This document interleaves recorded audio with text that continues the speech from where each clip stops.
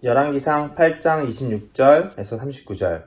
그러므로 이제 이스라엘의 하나님 주의 종인 제 아버지 다윗 임금에게 약속하신 말씀을 주께서 이루어 주시기를 빕니다. 그러나 하나님께서 땅 위에 계시기를 우리가 어찌 바라겠습니까? 저 하늘 위에 하늘이라도 주님을 모시기에 부족할 터인데 제가 지은 이 성전이야 더 말하며 무엇하겠습니까?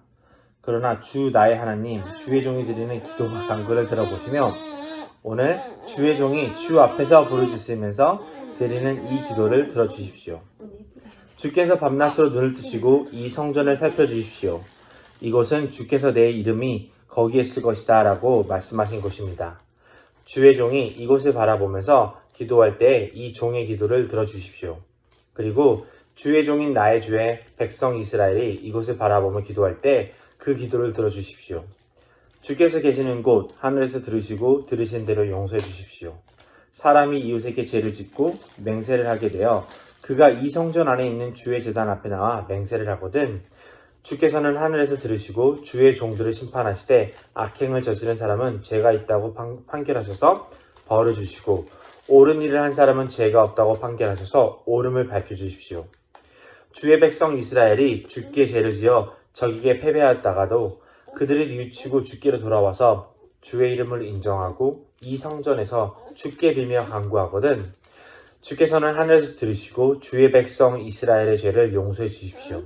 그리고 그들의 조상에게 주신 땅으로 그들을 다시 돌아오게 해주십시오. 또 그들이 주께 죄를 지어서 그 벌로 주께서 하늘을 닫고 비를 내려주시지 않을 때라도 그들이 이곳을 바라보며 기도하고 주의 이름을 인정하고 그 죄에서 돌이키거든 주께서 하늘에서 들으시고 주의 종들과 주의 백성 이스라엘의 죄를 용서해 주시고 그들이 살아갈 올바른 길을 그들에게 가르쳐 주시며 주의 백성에게 유산으로 주신 주의 땅에 비를 다시 내려 주십시오.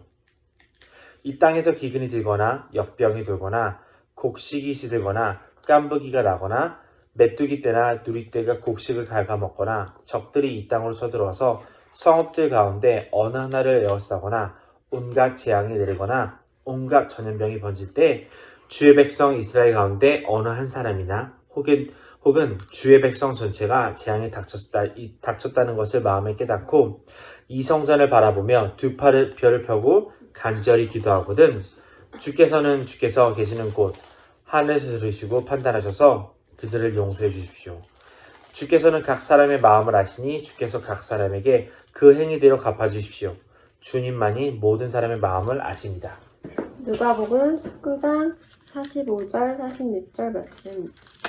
예수께서 성전에 들어가셔서 장사하는 사람들을 내쫓으시면서 그들에게 말씀하셨다. 기록된 바 내 집은 기도하는 집이 될 것이다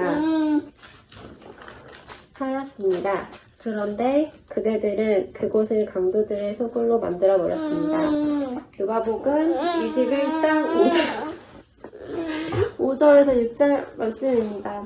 몇몇 사람이 성전을 가리켜서 아름다운 돌과 고운으로 꾸며 놓았다고 말들으니 예수께서 말씀하셨다. 그대들이 보고 있는 이것들이 불 하나도 돌 위에 남지 않고 다 무너질 것입니다. 자, 오늘은 청산해야 할 기독교의 적폐 시리즈 세 번째입니다. 이른바 성전과 또 예배에 대해서 말씀드리려고 하겠습니다. 성전이란 말을 많이 들어보셨을 거예요. 성전을 건축한다느니, 성전 건축을 하는 헌금이라느니, 아니면은 예배는 모름지기 성전에서 드려야 한다느니, 또 성전에서 기도를 했더니 왠지 잘 들어주시는 것 같다느니, 이런 말들 말입니다. 이런 말들을 다 들어보셨을 거예요. 또 여러분도 해보셨을 수도 있습니다. 그렇게 말씀해보셨을 수도 있죠. 근데 여기서 말하는 성전은 교회 건물을 얘기하는 겁니다. 교회 건물을 가리켜서 성전이라고 부르는 거죠. 그러니까 성전 건축이라는 말은 교회 건물을 건축한다는 얘기고, 성전 건축 헌금이라는 말은 교회 건물을 건축하는데 드는 헌금, 그 교회 건물 건축을 위해서 드리는 헌금이란 뜻이고, 성전에서 예배를 해야 된다거나 성전에서 기도를 했더니 더 효과가 나는 것 같다는 얘기는 교회당 건물 안에서 예배를 해야 되고, 교회 건물 안에서 기도를 했더니 하나님이 더 잘 들어주시는 것 같다, 이런 뜻입니다. 그런 뜻으로 얘기하는 거죠. 여러분 가운데서 어떤 분들은 야, 이게 무슨 유치한 소리를 하냐고, 말도 안 되는 참 한심한 소리를 한다, 터무니없다, 이렇게 생각하는 분도 계실 겁니다. 하지만 이 얘기를 굉장히 진지하게 생각하는 분도 계실 겁니다. 성전의 효과, 성전의 역할, 성전의 기능에 대해서 굉장히 여전히 진지하게 생각하는 분도 계실 겁니다. 그리고 이게 무슨 유치한 소리냐라고 생각하는 분도 마음 한구석에는 그래도 교회 건물과 성전과 일반 건물은 좀 다른 거 아니냐, 혹은 달라야 하는 거 아니냐라고 생각하는 분도 계실 겁니다. 뭐 하긴 교회당 건물하고 일반 건물하고는 모양부터 다르죠. 모양부터. 대부분의 교회가 종탑이 있고 종탑 꼭대기에 십자가 달려 있죠. 일반적인 교회 건물이 다 그렇습니다. 아무리 현대적인 양식으로 교회 건물을 지어도 종탑 비슷한 것, 종은 없지만 탑이 있고 또 십자가가 달려 있는 것은 거의 변하지 않습니다. 거의 다 같습니다. 교회당 건물 얘기를 하면 전 두 가지 얘기가 떠오르는데요. 하나는 우리 여기 미국에서 오랫동안 목회를 하시다가 나중에 러시아 선교사로 파송받아서 세인트 피터스버그에 있는 그 신학교에서 교수 생활을 하신 선배 목사님이 계십니다. 그 목사님에게 들은 얘기인데, 이제 러시아는 정교회가 다수지 않습니까? 정교회가 가장 많은 부분을 차지하고 있죠. 그러니까 정교회 건물이었는데 사회주의 혁명이 일어나고 나서는 교회가 많이 탄압을 받고 교회 건물을 뺏겼죠. 그래서 그 건물이, 정교회 건물이었던 그 건물이 공산당 건물이 됐답니다. 당사 건물이 됐대요. 공산당에서 그 건물을 이제 빼앗아 가지고 쓴 겁니다. 그러다가 이제 개혁이 일어났잖아요. 고르바초프 시대에 개혁이 일어나 가지고 다시 그 건물을 돌려줬어요. 교회를 돌려줬는데 이미 그때는 정교회가 많이 전에보다 약화돼서 그 건물을 신학교 건물로 사용했다는 거예요. 그러니까 교회당 건물이 용도가 바뀐 거예요. 원래 교회 건물이었다가 공산 당사가 됐다가 나중에 신학교 건물이 된 그런 거죠. 그래서 그 중에서는 어떤 사람들은 교회당 건물을 이 공산주의자들이, 사회주의자들이 지들 마음대로 당사로 몰수해가지고 뺏어가지고 써서 결국은 공산주의가, 사회주의가 망했다, 이런 말을 하는 사람들이 있었다는 그런 얘기를 들었습니다. 건물이 그런 용도로, 그런 의미를 가졌다는 거죠. 그런 의미를 갖더라는 얘기를 제가 그 선배님께 들었고, 또 하나는 서울에 있는 향림교회가 이 교회당 건물을 처음 질 때 그 설계하고 건축한 분들한테 뭐라고 부탁을 했냐면 최대한도로 교회 같지 않게 져달라고 그렇게 부탁을 했대요. 교회 건물 같지 않게 져달라고 했답니다. 그래서 지금은 이제 그 교회가 이사를 가게 생겼어요. 서울에 있는, 명동에 있는 서울 향림교회가 그 일대 부지를 이제 재개발업자가 사가지고 딴 곳으로 이사를 가게 생겼는데, 그 교회는 정말 그 탑이 없어요. 그리고 십자가도 걸어놓지 않았고요. 전혀 좀 상반되는 얘기죠. 교회당 건물 같지 않게 져달라고 부탁을 해서 그 교회당에서 참 수십 년의 세월을 지냈던 겁니다. 여기서 역사 얘기를, 성전에 관한 얘기를 하려면은, 또 예배에 관한 얘기를 하려면은 역사 얘기를, 종교사 얘기를 안 할 수가 없는데 간략하게 좀 해보겠습니다. 성전이라는 것은 그러니까 신이 거주하는 곳, 신이 있는 곳이죠. 신이 있는 장소, 신이 있는 건물, 그걸 성전 혹은 신전이라고 부릅니다. 영어로는 템플이라고 하고요. 그 신전은 고대 이집트나 메소포타미아나 가나안 지방의 모든 종교에서 공통적으로 다 신전을 가지고 있었습니다. 성전이 있었던 거죠. 그러니까 보편적인 종교적인 현상이에요. 그러니까 신이 거기 있다는 거죠. 거기 현존한다. 거기 프레센스 한다. 그렇게 믿었던 겁니다. 그 건물을 신전 혹은 성전이라고 불렀던 거죠. 그 사람들이 믿었던 신은 어떤 신이냐 하면은 일정한 물리적인 공간을 차지하고 있는 분이에요.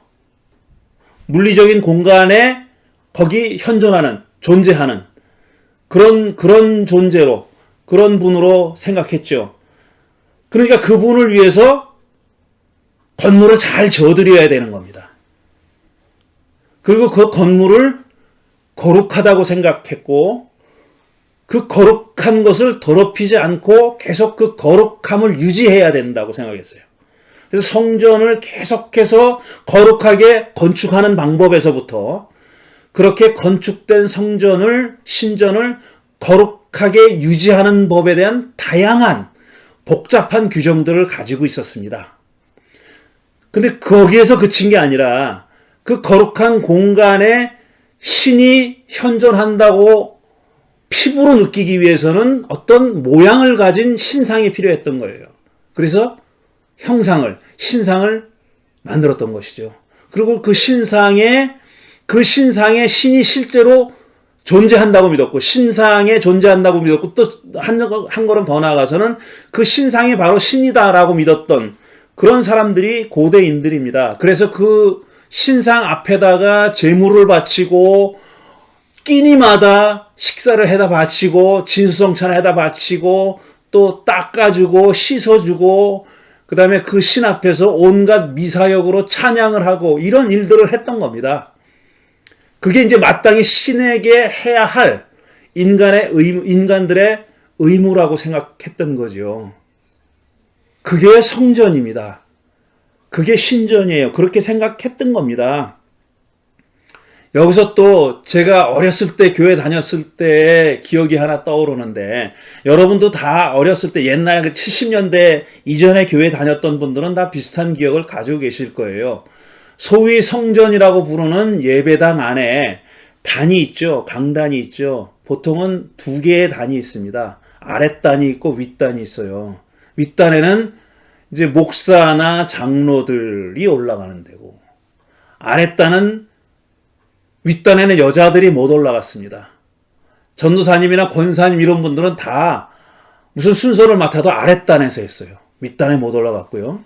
그리고 윗단에 쭉 의자를 여러 개 놔뒀는데, 물론 설교자도 앉고 기도하는 사람도 앉고 예배 인도자도 앉고 그런 의자들이에요. 그런데 한가운데 있는 의자는 늘 비워놨었어요. 거기는 앉으면 안 되는 거예요.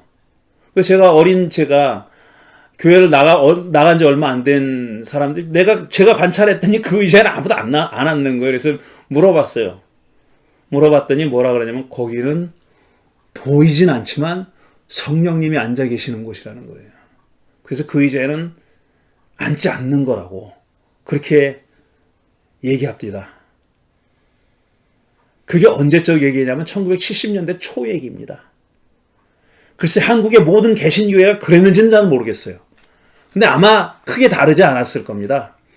뭔가 지금 그 성전에는 우리들이 예배를 드릴 때 그 성전 어딘가에 하나님이 와 계시다 이렇게 생각했고, 가장 중심적인 곳에 와 앉아 계시다고 생각했으니까 가운데 의자를 늘 비워놨던 거예요.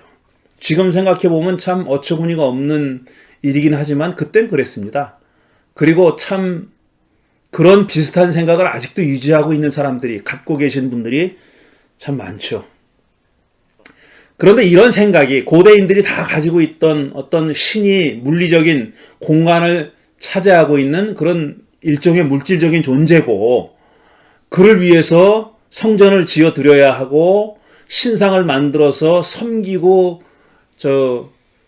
뭔가를 해야 된다. 그 앞에 공양을 해야 된다라는 생각이 오랫동안 유지되다가 그게 바뀐 거는 제가 수요 잡담에서 강조해서 말씀드렸듯이 그리스 사상이 들어오고 나서입니다.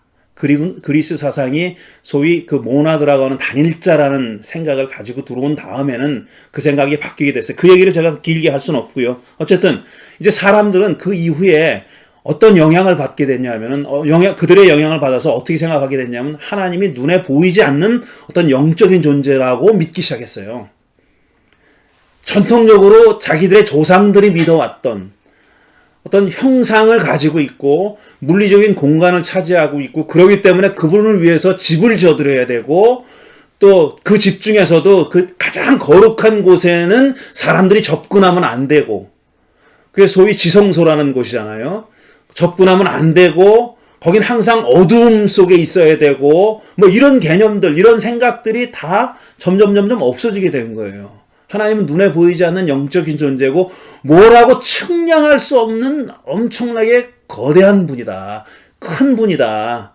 우리가 상상할 수 없이 큰 분이다. 이런 생각이 슬슬 자리 잡게 되온 겁니다. 하지만 그렇다고 해요. 그런 생각이 들어왔다고 해서 사람의 생각이 그렇게 쉽게 금방 바뀌지 않죠.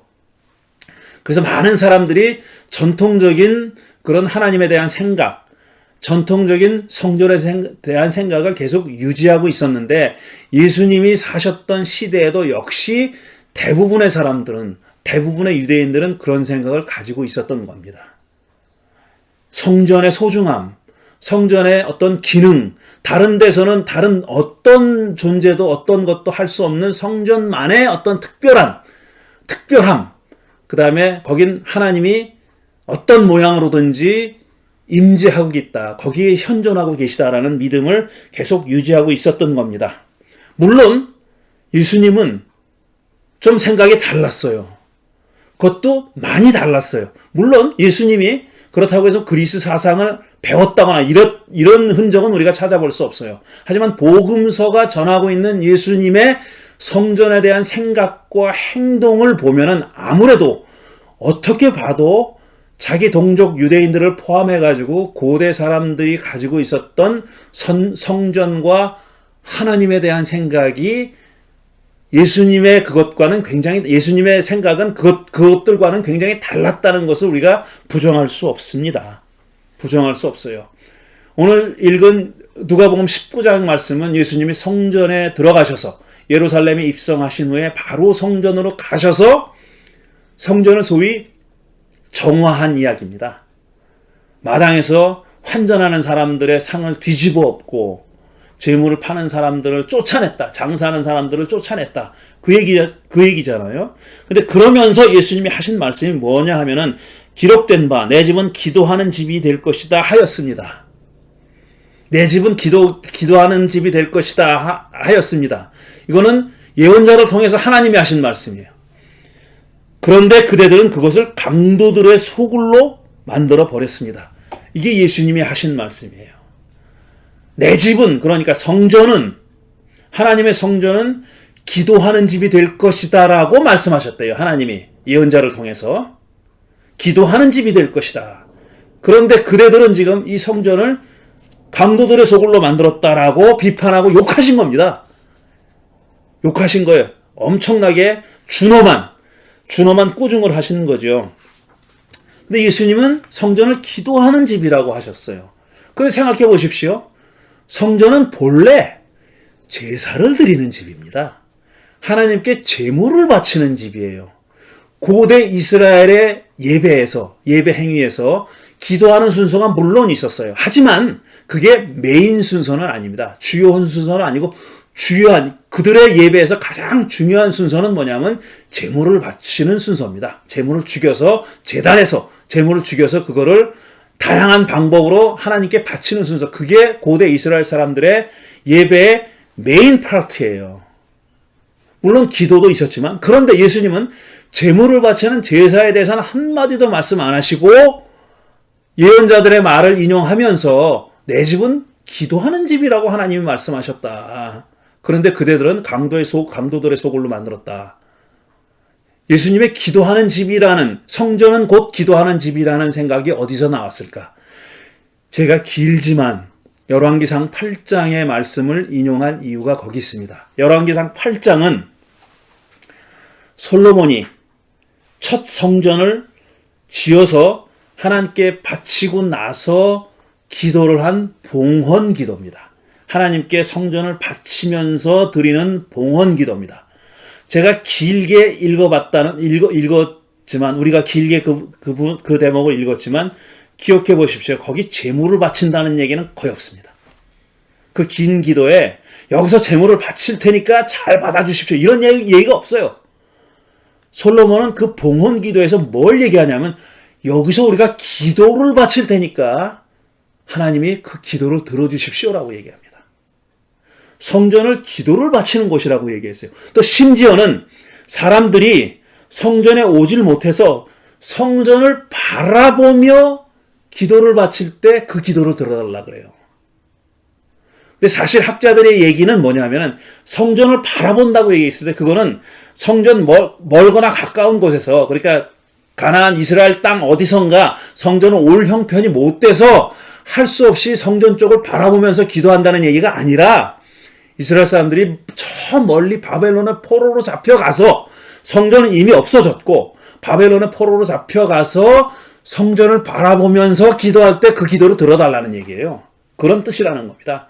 그러니까 지금 이상하게 들릴지 모르지만 솔로몬이 성전을 바치면서 봉헌하면서 드리는 기도에 반영되어 있는 역사적인 사회적인 상황은 뭐냐면은 훨씬 후대에, 그러니까 약 500년 후에 일어난 바벨론 포로기의 상황이 반영되어 있다라는 겁니다. 성전을 바라보며 기도했을 때라는 말은 그런 뜻이다 이겁니다. 저 먼 메소포타미아 바벨론에 잡혀가서 울면서 성전을 바라보며 기도했을 때 하나님은 그 기도를 꼭 들어주십시오. 이렇게 기도하는 거라는 거예요. 그러니까 솔로몬의 기도는 제단이라는 것은 제물을 죽이는 곳이에요. 희생 제물을 죽이는 것인데 여기서 솔로몬이 뭐라고 기도하냐면 제단 앞에 와서 제물을 바칠 때가 아니라 제단 앞에 와서 기도할 때 그 기도를 들어주십시오 그랬어요. 그러니까 솔로몬이 봉헌 기도를 바치면서 했던 기도에 반영되어 있는 성전은 어떤 성전이냐 하면은 기도하는 곳입니다. 아마도 예수님은 이 열왕기상 8장이 전하는 솔로몬의 기도를 염두에 두고 기도하는 집이라고 생각했을 것이다. 물론 예레미야도 이런 예언을 했어요. 강도들의 소굴은 예레미야에 나오는 얘기예요. 성전은 기도하는 집인데 강도들의 소굴로 만들었다는 것은 예레미야 예언자가 한 말입니다. 그런데 그 말도 예레미야 예언자의 선포도 물론 염두에 두셨겠지만 솔로몬이 바쳤던 봉헌 기도를 염두에 두고 그렇게 말씀하셨을 거라고 그렇게 추측할 수가 있습니다. 그러니까 예수님에게 있어서 성전은 적어도 기도하는 집입니다. 지금 성전이 기도하는 집이 아니라고 했어요. 강도들의 소굴로 만들었다 라고 했지만, 지금 강도들의 소굴이 되어버렸지만 성전의 주요한 역할은, 성전의 존재 이유는 그곳이 기도하는 집이라, 이런 뜻입니다. 예수님의 성전에 대한 생각은 세 가지로 볼 수가 있어요. 지금 말씀드린 그 성전 정화에서, 성전을 정화하면서 장사꾼을 내쫓으면서 상을 뒤엎으면서 하신 말씀처럼 성전은 기도하는 집이다 라는 거, 그게 하나고요. 그 다음에 두 번째로 예수님의 성전에 대한 생각을 엿볼 수 있는 대목이 바로 뭐냐면은 누가복음 21장이에요. 어떤 사람이 성전의 아름다움과 웅장함을 보고 감탄했어요. 보십시오, 얼마나 멋진 성전입니까? 그랬더니 예수님이 뭐라 그랬습니까?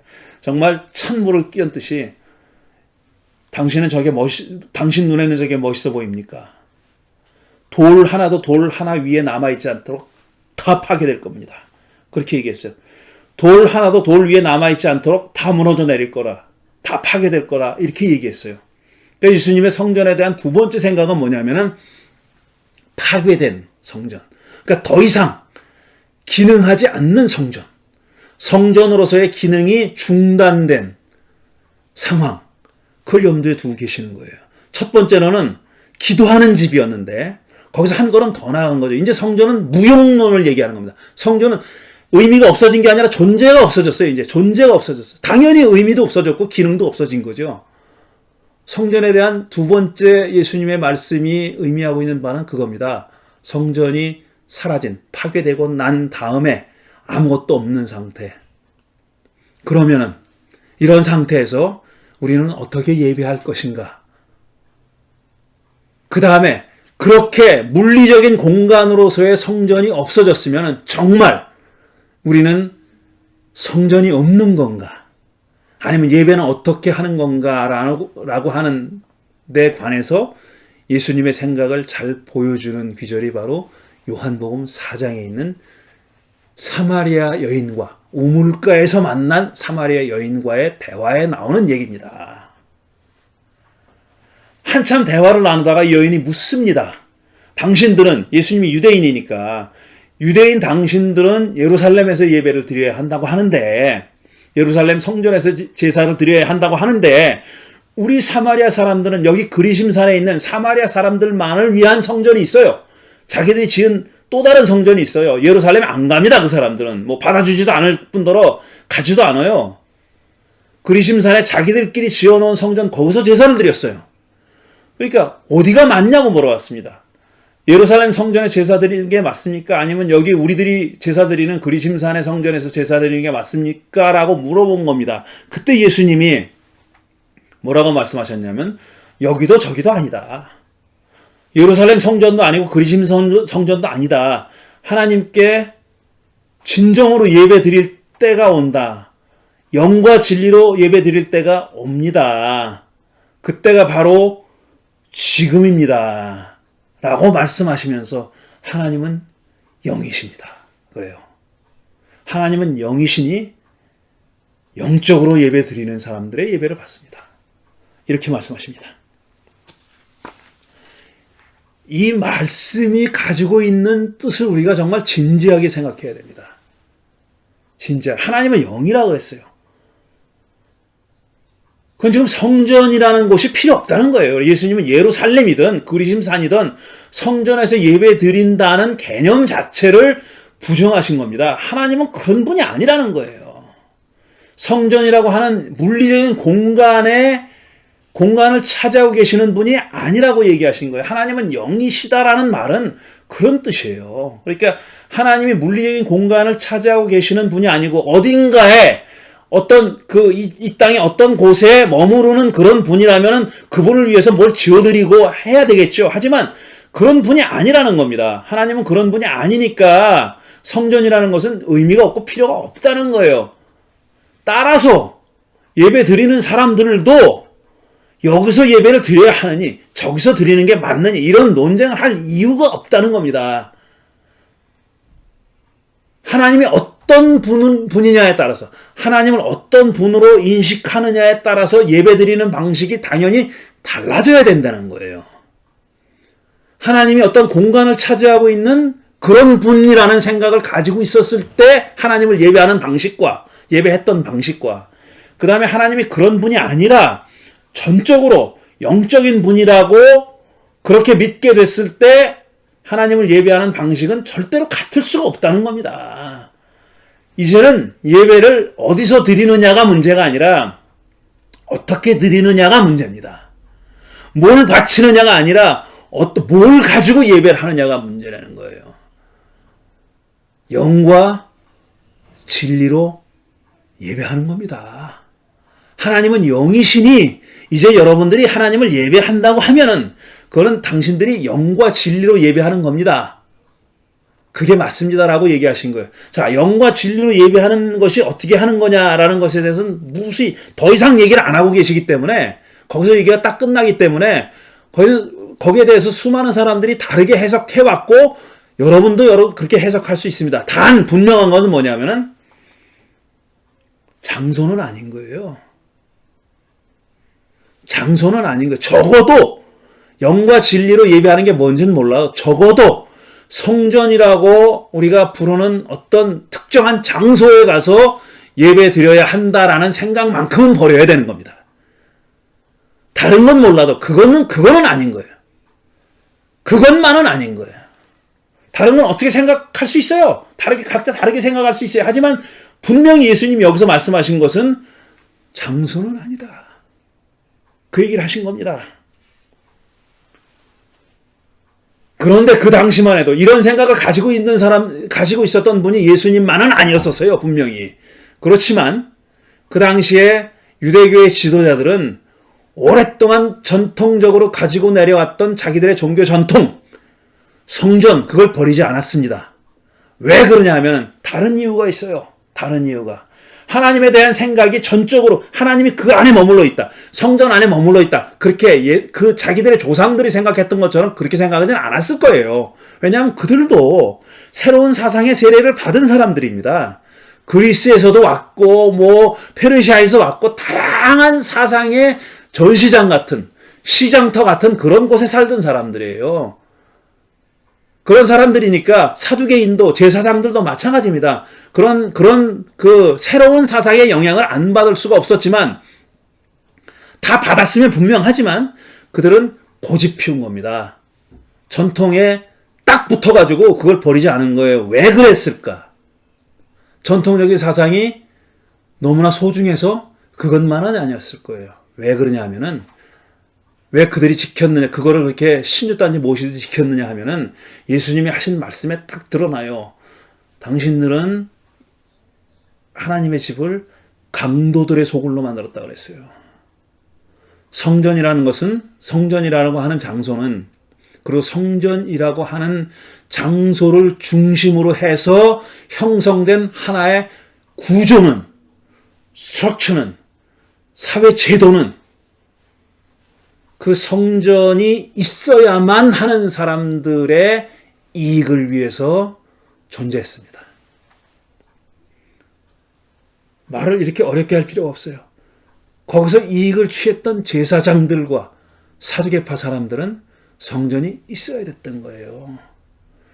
거기서 사람들이 드려지는 제물, 그 다음에 환전에서 오는 이익, 이런 것들이 그들에게는 포기할 수 없는 이권이었던 거예요. 예수님이 그걸 간파하고 당신들은 지금 말로는 하나님이 여기 계시는 성전이네 멋쩍어 이렇게 얘기하지만 사실은 당신들은 강도들이다. 그 이익 때문에 포기하지 않는 거 아니냐. 그렇게 말씀하신 겁니다. 대놓고 직격탄을 날리신 거죠. 강도들의 소굴이라고. 강도들의 소굴이라고.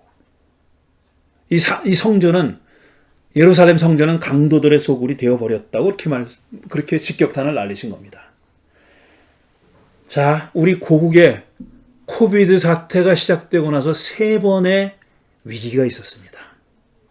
3번의 커다란 위기가 있어요. 첫 번째 위기는 뭐냐면 대구를 중심으로 했던 그 이만희의 신천지 집단들 때문에 초래된 위기입니다. 그 다음에 두 번째 위기는 전광훈이가 만들어냈던 울트라 극우 보수 개신교인들이 만들어냈던 위기, 8.15 광복절 집회 때문에 그게 초래한 그런 위기. 세 번째로는 지금 최바울의 인터컵 이 사람들이 초래한 위기. 이 3가지 위기가 다 어디서 왔어요? 개신교에서 왔습니다. 다 이게 자기들이 개신교인들이라고 주장하는 사람들이에요. 그 사람들에 의해서 위기가 초래됐습니다. 물론 대한민국의 개신교인들을 이 사람들이 대표한다고 보지 않습니다. 이 사람들이 대표하는 건 절대로 아니에요. 절대로 그렇지 않아요. 숫자로 보면 소수일 겁니다. 하지만 다수의 개신교인들이 여전히 버리지 못하고 간직하고 있는 것은 뭐냐면 페티시즘이에요. 페티시즘이에요. 물신숭배입니다. 물신숭배. 성전이, 다시 말씀드려서 교회당 건물이 절대로 성전이 아니라고 생각합니다. 지금. 성전이라고 우기는 사람은 많지 않아요. 옛날 사람들이, 유대인들이 생각했던 것처럼, 구약시대에 생각했던 것처럼 교회당 건물이 성전이다라고 생각하는 사람 많지 않아요, 분명히. 그렇지만, 예수님 시대의 제사장들과 사두개인들이 그랬던 것처럼, 새로운 사상을 가지고 있지만, 옛날 사상을 여전히 버리지 못하는 거예요. 하나님은 영이시고 신령과 진정으로 진리로 예배 드려야 하는 그런 분이고, 따라서 장소의 구애를 받지 않고 이런 성전에 모여서 대면 예배를 드려야만 꼭 그게 진짜 예배고, 그걸 목숨 걸고 사수해야 되겠다는 사람은 극소수지만, 대부분의 기독교인들, 개신교인들의 생각에는 그래도 예배당이라는 것은 뭔가 다른 거지. 그래도 우리가 예배당에서 드리면 뭔가 예배 드리는 맛이, 기분이, 느낌이 남다르지. 그 생각을 버리지 못하는 거예요.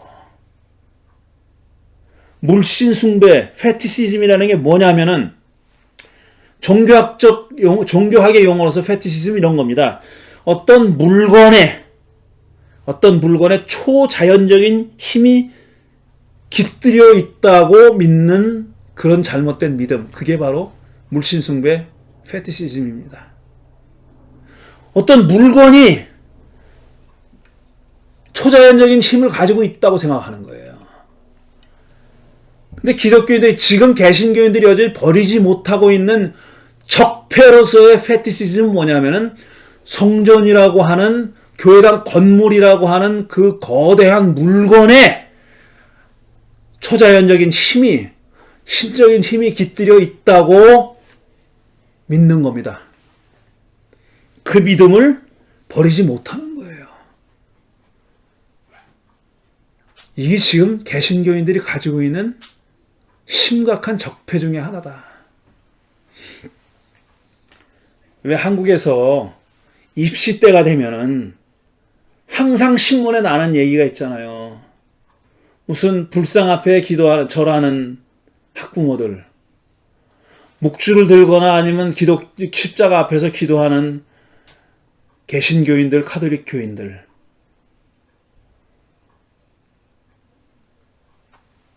그분들 중에는 오전에는 절에 갔다가 오후에는 교회에 오는 분들도 많다고 하죠. 어딘가 하나 걸려라 이겁니다. 부처님이 됐든 성모님이 됐든 하나님이 됐든 예수님이 됐든 어딘가 하나 걸리겠지. 내가 이렇게 지성을 바치면은 그분들 중에 어떤 분이든지 들어주겠지. 이런 생각을 우리는 참 안타깝고 간절한 마음은 이해하지만 그게 올바르다고 생각하지 않잖아요. 잘못됐다고 생각하잖아요. 그건 올바른 믿음이라고 생각하지 않잖아요. 이 성전에 대한 페티시즘도 똑같습니다. 그거하고. 거기 무슨 하나님이 거기 제한돼서 거기만 계시겠어. 어디나 계시지. 라고 생각은 하지만 여전히 옛날 생각을 완전히 버리지 못한 거. 그걸 그냥 순진하다고 볼 게 아닙니다. 우리가 순진할 때 가졌던 정말 옛날 생각나, 동심에 사로잡혀서 가지고 있어야 하는, 그래도 가지고 있어도 괜찮은 그게 아니에요. 이게 가지고 오는 초래하는 폐해가 너무나도 막심합니다. 우리는 그 생각을 버려야 돼요. 이제는 온라인이냐 오프라인이냐, 비대면이냐 대면이냐, 이게 중요한 게 아니고 코비드한테 정말 역설적이지만 고맙게 생각해야 될 일은 뭐냐면은, 야, 우리가 정말 이번 기회에 예배라는 것에 대해서 조금 더 진지하게 생각해 보게 만들어줬습니다. 그리고 코비드 덕분에 적어도 어떤 사람들에게는 그런 그 양다리 걸치는 방식에 여기나 저기나 하나쯤은 걸려라 하는 생각에 좀 종지부를 찍을 수 있는 계기를 만들어줬다고 생각합니다. 바울은 고린도전서 3장에서 이렇게 얘기합니다. 여러분이 하나님의 성전이요, 하나님의 성전이 여러분 가운데 계시다는 것을 모르십니까? 나는 답답합니다. 이런 뜻이에요. 바울이.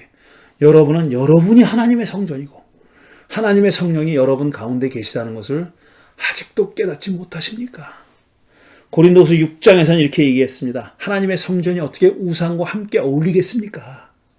하나님의 성전이 어떻게 우상과 함께 어울리겠습니까? 우리는 살아계신 하나님의 성전입니다.